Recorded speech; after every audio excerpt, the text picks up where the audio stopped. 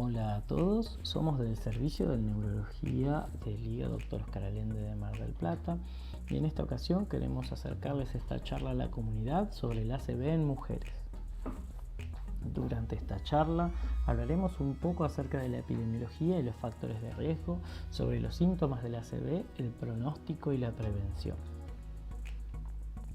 Debemos saber que el ACV isquémico es una patología muy prevalente y que cada 40 segundos alguien sufre un ACV, que cada 4 minutos alguien muere debido a un ACV. Según la bibliografía disponible, el 60% de las muertes por ACV son en mujeres y representa la tercera causa de muerte en mujeres. Vamos a hablar un poco de epidemiología y de factores de riesgo. En primer lugar, abordaremos algunos datos epidemiológicos de los estudios. En segundo lugar, desarrollaremos un poco los factores de riesgo. Debemos saber, en primer lugar, que las mujeres cuando tienen ACV suelen tener 4 años más de edad que los hombres. Esto hace que tengan distintas complicaciones durante la aparición del ACV y que si bien tienen mayor sobrevida en los estudios, tengan más riesgo de ser institucionalizadas en hogares o geriátricos, tengan mayor discapacidad y una peor calidad de vida.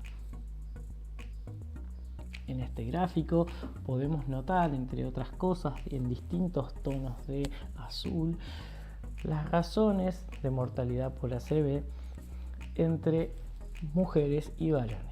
Vamos a ver que los países donde hay más mortalidad en mujeres son generalmente lugares donde hay más desigualdad en mujeres y nivel socioeconómico más bajo.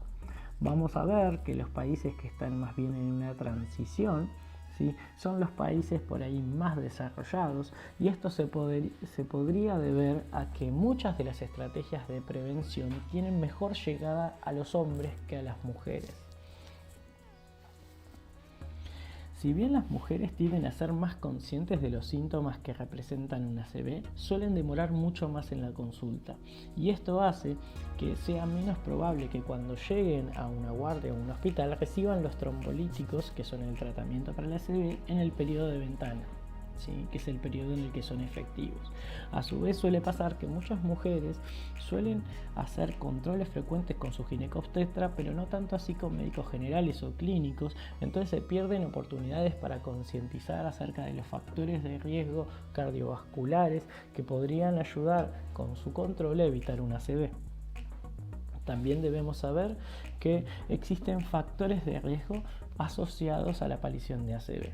Estos los podemos dividir en 3 grupos: factores de riesgo comunes a ambos sexos, factores de riesgo más frecuentes en mujeres y factores de riesgo exclusivos de las mujeres. En primer lugar, los factores de riesgo del ACV comunes para ambos sexos son la enfermedad cardiovascular previa, el tabaquismo, el síndrome metabólico, la edad. A mayor edad hay más riesgo, las dietas inadecuadas y el sedentarismo o la falta de actividad física.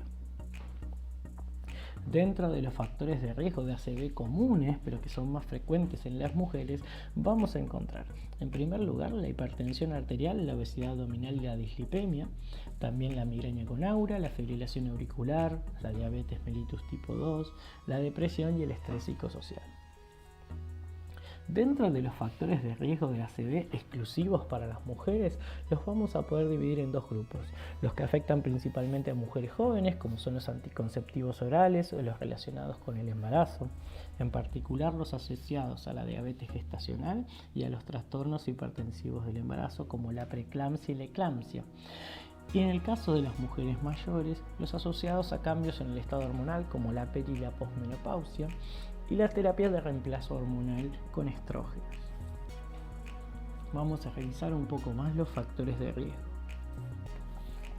Uno de los principales factores de riesgo es la hipertensión arterial.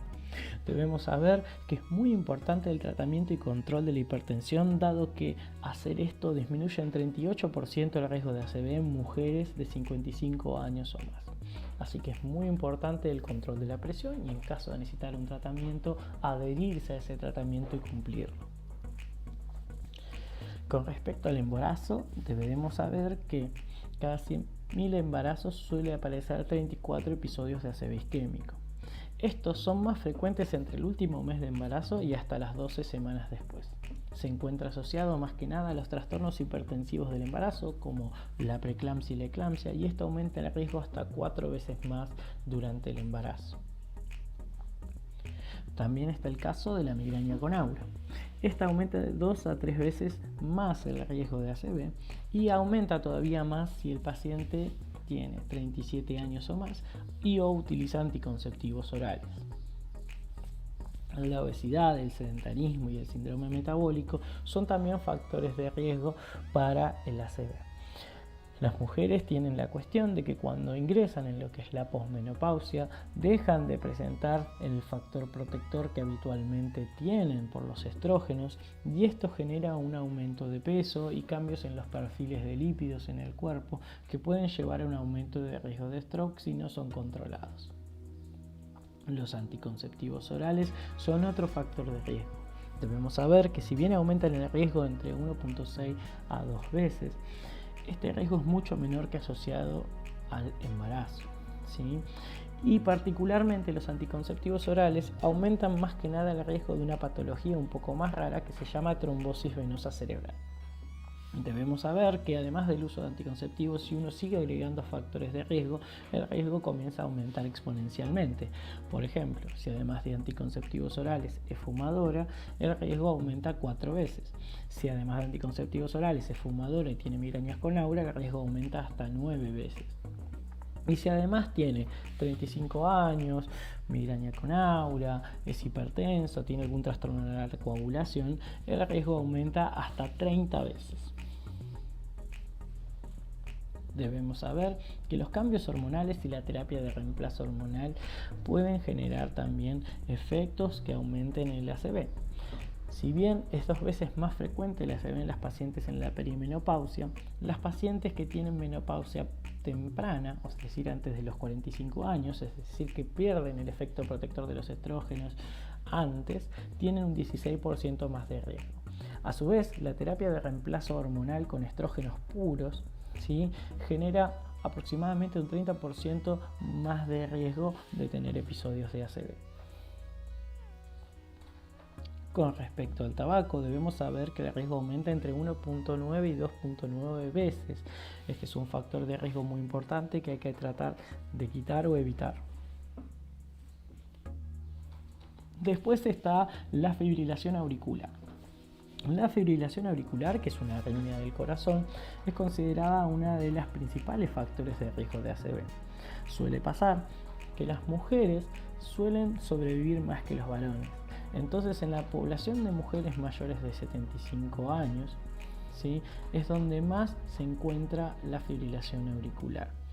Suele pasar que en el grupo de pacientes que tienen FA, el 60% de la población suelen ser mujeres y esto se asocia a 1.5 a 1.9 veces más riesgo de muerte, a su vez como un 25% más de riesgo de ACV en mujeres que tienen FA.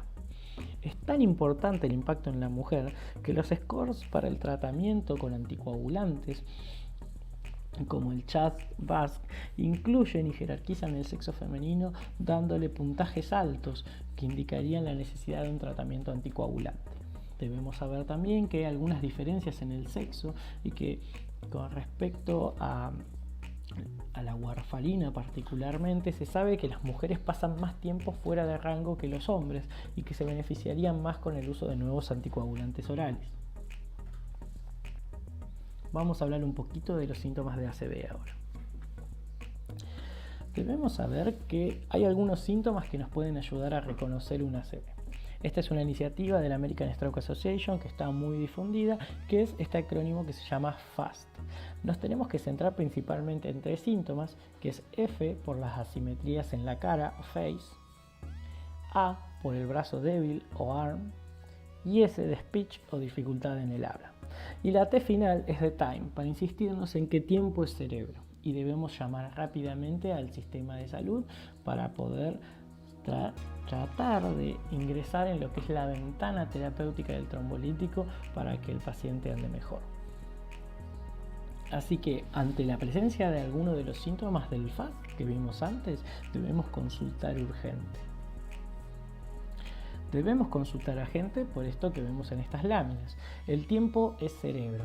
Hay que tratar de ganarle al ACV, ¿sí? O al ictus, como dicen los españoles. Cada tiempo que nosotros perdemos es mayor el daño cerebral y se pierden más neuronas.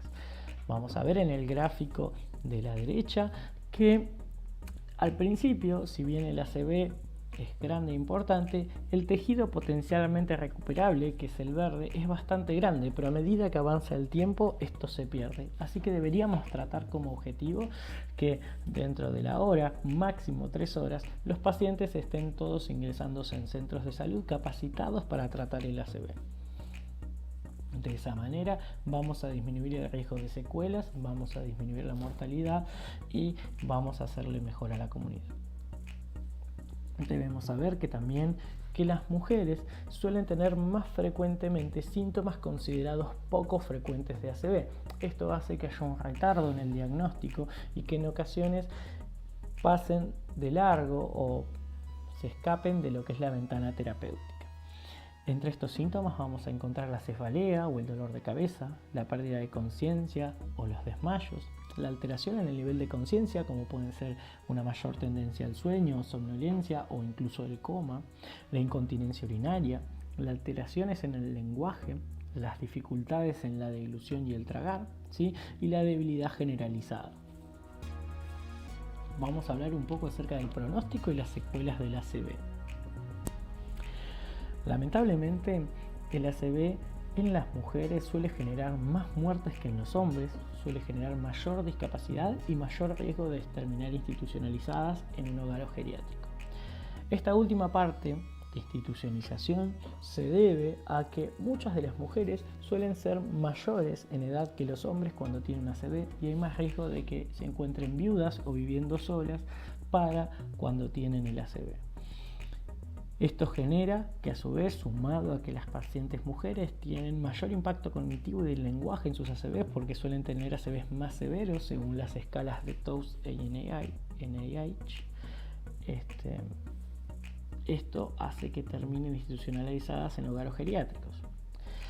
Suele haber una peor calidad de vida tras el ACV, en especial se va a notar en una disminución en la participación en la vida diaria, donde un 84% de las mujeres dejan de visitar familiares y amigos y un 59% deja de participar de eventos que disfrutaba antes. Por ello, y recalcamos esto, debemos insistir en la prevención y en el reconocimiento temprano de los síntomas para actuar prontamente. Con respecto a la prevención, queremos recordarles que muchos de los cuadros de ACV se pueden prevenir si adoptamos comportamientos saludables como una dieta sana, como la dieta mediterránea o DASH, controlando el peso, realizando actividad física, tratando de no fumar y disminuyendo el consumo de alcohol. También es súper importante ir controlando los factores de riesgo cardiovascular como son la hipertensión, la diabetes y los valores de colesterol. Con esto finalizamos esta pequeña charla a la comunidad y queremos recordarle que el 29 de octubre es el Día Mundial de la Prevención contra el ACV. Recordemos algunas cosas principales. El FAST puede ayudarnos a salvar muchos pacientes con el tema del ACV y siempre recordar de consultar rápidamente para disminuir los tiempos de ventana y poder permitir que mayor cantidad de pacientes accedan al tratamiento. Desde ya muchas gracias por su atención y aquí adjunto bibliografía por si quieren buscar más datos.